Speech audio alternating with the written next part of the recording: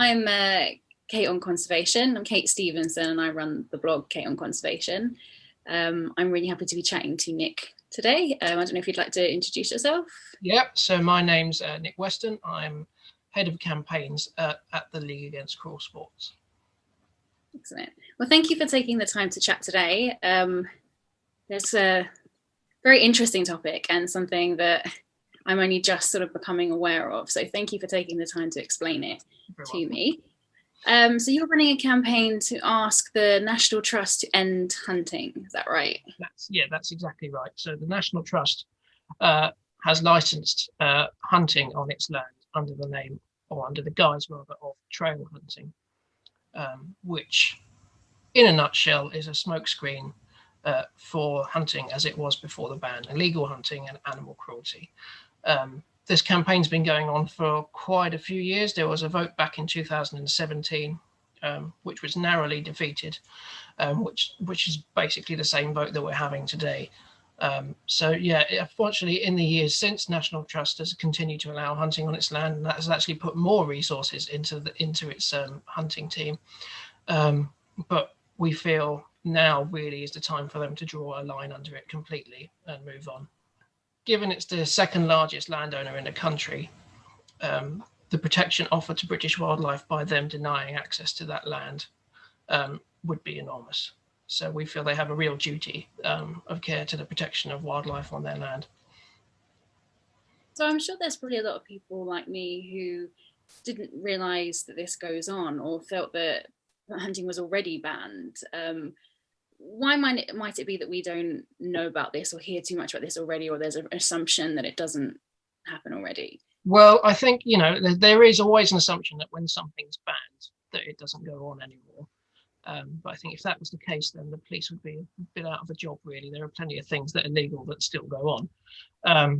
However, I think probably one of the key reasons is that the hunts are very good at pretending that they are behaving themselves. Since the hunting ban came along, which is all the way back in 2005 when it was enacted, they've been doing what they call trail hunting. At least this is what they claim to be doing. It's the idea that it's supposed to mimic hunting as it was before the ban.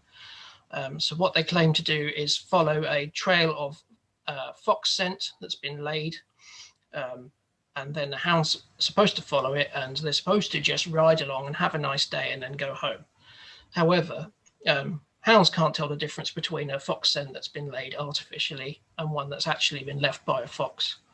In order to best mimic hunting, as it was before the ban, they lay these trails. Of course, everything I'm saying here is just a cover. They don't actually do any of this.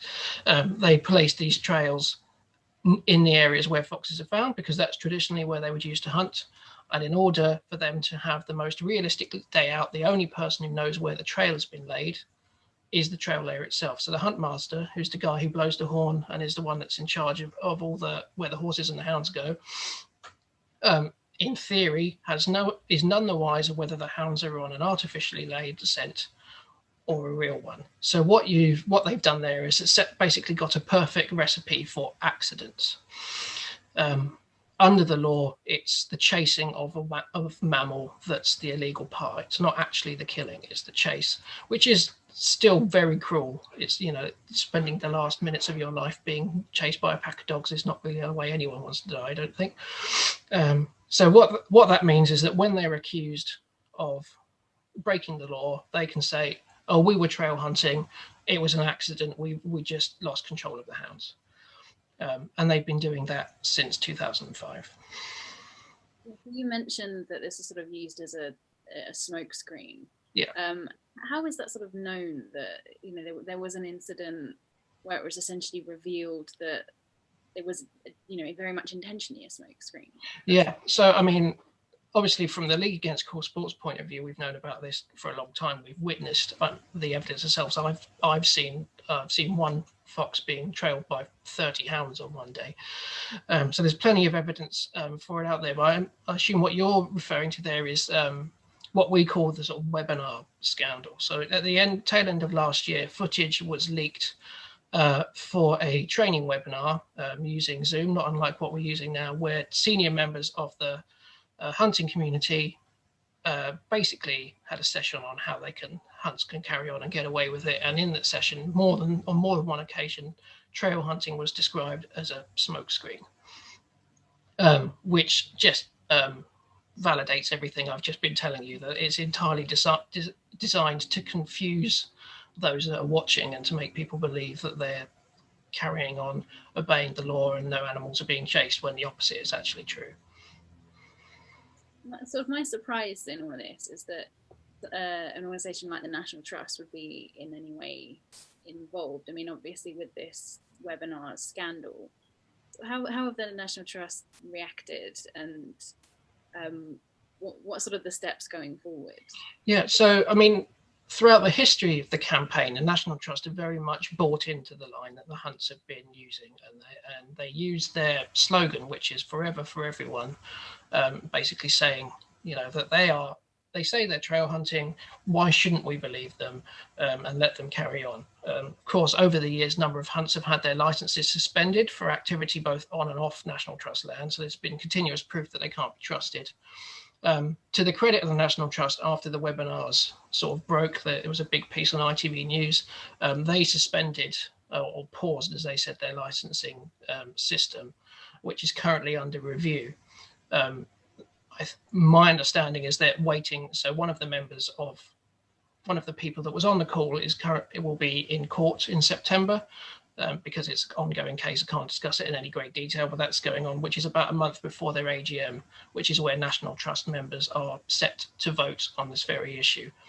So I think it would be very difficult to justify the position of keeping trail hunts at this point.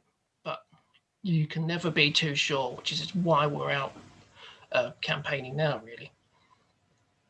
What does the campaign sort of aim to do? I mean, of course, we often see with a big scandal like this, a natural reaction for people is to sort of withdraw their membership and sort of denounce the organisations involved. But you're not actually asking people to do that, is that right? What is it that you'd like? No, well, the members here are the people with the power, and the National Trust has a huge membership. About 1 in 12 people in the UK are a National Trust member. So basically, it's you're either going to be one or you're going to know someone who is. So all we're doing essentially is telling National Trust members, or telling the public, and hopefully therefore National Trust members, that there is a vote coming up in October. So this vote is on this very issue, and we are hoping that if they wish, they understand what's been going on National Trust land, what the National Trust has been endorsing, and don't want it to happen anymore, and therefore vote in the AGM. So all National Trust members have sort of power to directly impact the outcome of this campaign. But we've also, if you're not a member of the National Trust, you can still contact the National Trust, and most importantly, you can still tell your friends and family about it. Many people are members of National Trust, the same as members of any other organisation, and their AGM comes around every year. You get the piece of paper, you go boring, and you chuck it in the bin. What we want people this year is to take their voting slip and use it for the benefit of animals that live on that land. And it's important to sort of act on this now, because just to clarify, the AGM vote is happening soon. October 30th is the vote. So we are starting now because it's the summer, and if people are out finally being able to enjoy the sunshine and visiting National Trust properties and making the most of their membership, now is the best time to reach them. The more time we have to speak to members of the National Trust, the more time we have to gather the votes that are needed. In the short term, we're asking people to visit our website and contact the Director General. We have set up on league.org.uk/National Trust. And that has a letter that you can edit yourself, and that will go directly to the Director General, Hilary McGrady of National Trust. So that even if you're not a member, you have the power to do something, and it puts that pressure on a National Trust. So this is not isolated to one vote. This is an important issue to members and the public at large.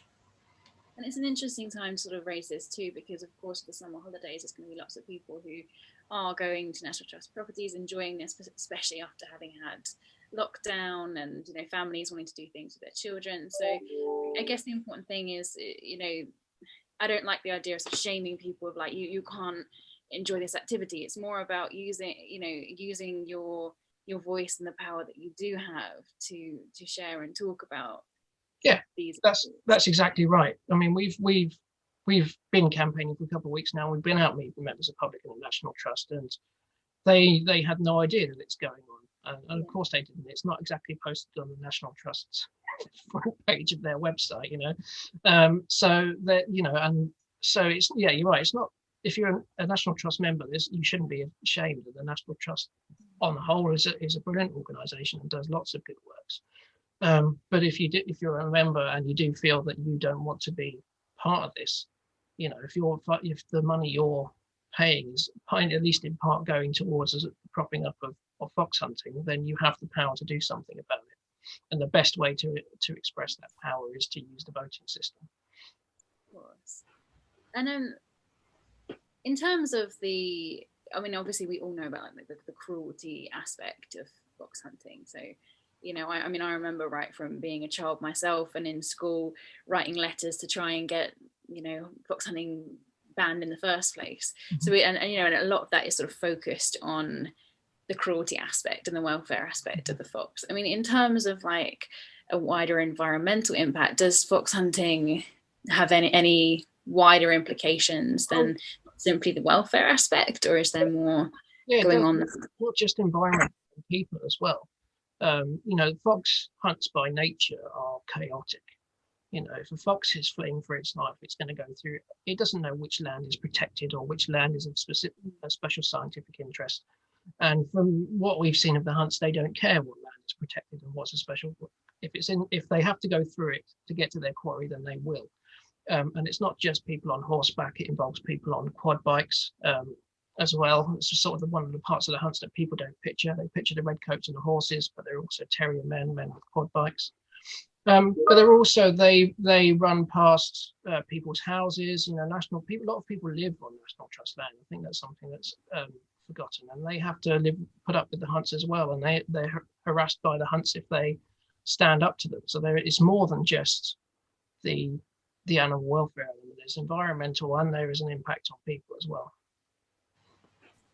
I mean, the other thing that both kind of interests and surprises me is there is a lot of talk about, you know, biodiversity and rewilding and subjects such as this in the UK right now. So it's hard for me to sort of picture that we are a nation that's very sort of passionate about the rewilding and our British biodiversity, reintroduction of things like beavers and all these things we get excited about. But then we have foxes, which, you know, are as much, you know, native UK wildlife as beavers, but they're being simultaneously attacked at the same time we're hearing about rewilding. That's an interesting sort of juxtaposition there, isn't it? Yeah, I think broadly, as a country and as individuals, we see ourselves as a nation of animal lovers. But you only have to scratch the surface to see that the scale of animal cruelty, and especially in terms of the name of sport and entertainment, is huge. You have hunting, shooting, and the various types of exploitations that go on with racing and trophy hunting. It all happens in the UK, and unfortunately, our legal system is not very robust when it comes to protecting British wildlife or even domestic animals. We only have the Animal Welfare Sentencing Bill, which was an amendment to the Animal Welfare Act, has only just taken sentencing for animal cruelty to a maximum of 5 years, whereas before at the beginning of the year, it was sat at 6 months. So I think there is definitely a sort of clash between how we view ourselves as a nation and the reality of it. And the Hunting Act is a perfect example. On the face of it, it's designed to stop foxes and hares and deer and any other mammal, with a few exceptions being chased by dogs and, you know, living their last moments fleeing and being in fear. But in reality, the law is full of holes and allows people to continue, really. But it's the job of the league to make people aware of that. And then it's the job of the people to stand up and do something about it, which is exactly what we're doing, just with the National Trust. Absolutely. And so if people want to spread the word about the issues we're talking about with the National Trust and with sort of using their vote. How would you suggest that the best way to sort of either spread this word or start these conversations? Because I mean, often, you know, I've certainly found in my time as a blogger and a campaigner, people can be quite intimidated or frightened by these big issues or talking about them. Do you have any sort of tips or advice for sort of, if you are someone who's passionate about this and you know someone perhaps in your family or your friend circle that's part of the National Trust, easier ways of sort of having these conversations or spreading this? I mean, obviously we have social media as a sort of a great tool for this. That's sort of an indirect, you can sort of shout something out and hope that people pick up on it. But do you have any best ways that you sort of want to talk about these things? I think social media is a good baseline to start. And the more people say it, the more people see these things. And if they see it, and especially if you see more than one friend sharing it, you're more likely to pay attention. I think my advice would be, don't be afraid to breach this subject with your friends and family, especially if you know they have membership. People don't like fox hunting. You know, it's 85% of people are against fox hunting. It goes up even more if you talk about hare hunting, which is covered by this. So the idea that you're going to sort of run into any hostilities with your friends or potentially, you know, threaten your relationships with them, I don't think it's true. I think, and from what we've found with speaking to members of the National Trust, is that they're appalled and they want to do something about it. So I think of it as doing your friends a favour, and telling them what they can do, and asking a favour of them that they use their vote, because ultimately all they have to do is tick a couple of boxes, put it back in the envelope and send it back in the post. That's all that's really being asked of people here. So yeah, it really is, the key thing is talk to your friends and family about it. And so you're saying that you just tick a box and post, so you don't actually have to go to any meetings in person or do anything other than a postal. Yeah, no, that's all you'd need to do. I mean, the last time this was voted on, which was back in 2017, the National Trust AGM was in Swindon, where the headquarters are. There's only about 500 people in the room. 60,000 people voted on that particular issue, which A, shows strength of feeling, and B, shows you really don't need to be in the room. I think they'd have to fill Wembley Stadium to get that many people in to vote in person. So yeah, you don't need to do anything in person. If people want to sign up to the League Against Cruel Sports mailing list, we obviously will be giving as much advice as we possibly can on this issue as it comes along. And we would encourage people to share that advice as well. So yeah, the sort of risk versus reward, if you like, is very low. All you have to do is fill in a form, and then you'll be saving some animals. Yeah. You mentioned that the last time there was a vote on this was 2017. If, you know, with this vote now, if we sort of miss this window that's happening in October, when would the chance of a review happen again? Would it be another 7 years? It would be 2024. So under National Trust bylaws, you can vote on this you can't raise the same issue in an AGM for 3 years. Right. But if I was the National Trust, I'd be looking at and thinking, well, that's 3 more years of having our name dragged through the mud because we've been endorsing hunting, with the smokescreen sort of revelations, if you like, you know, coming from the hunting community. I think it would be a much more difficult position to take for the trust to keep the licensing scheme, and all they'd be doing by doing that is, or they'd be guaranteeing that their name would be associated with hunting, and they would be enabling people to commit acts of cruelty to animals.